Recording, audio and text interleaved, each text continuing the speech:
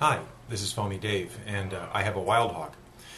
On my Wildhawk, the rudder seems to be a bit small, so I'm going to double the size of the rudder, a lot like Dave Powers and a lot of guys on the web.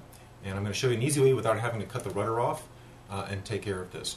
And also, instead of necessarily going and buying expensive Depron foam, the foam that you get at the bottom of a hamburger patty or something, you can use that. So this should be a fairly cheap way to do it.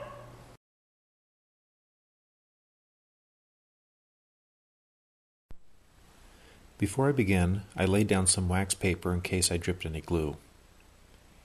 Instead of Depron or other official foams, I decided to use foam that comes with meat I buy from the grocery store.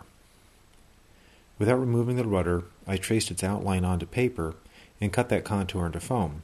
I made the extensions 1 inch wide. I decided to use 5-minute epoxy instead of hot glue. I actually let the glue set up a bit, then put it on the rudder to reduce the time I had to hold the extension in place.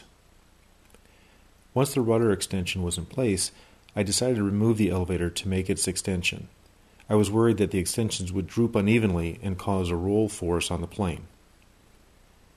I again traced the contour onto paper, cut out the foam for a 1 inch extension.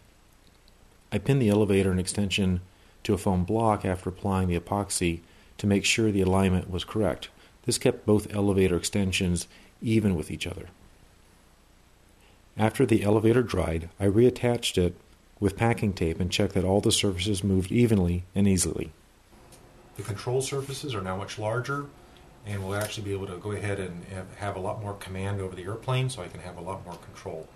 My work really isn't all that pretty, but it works. I did find that I could have gone ahead and done a better job and not have to remove the elevator.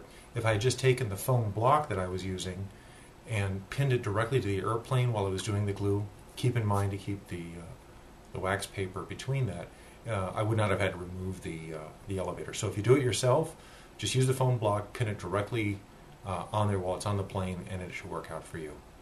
Anyway, good luck.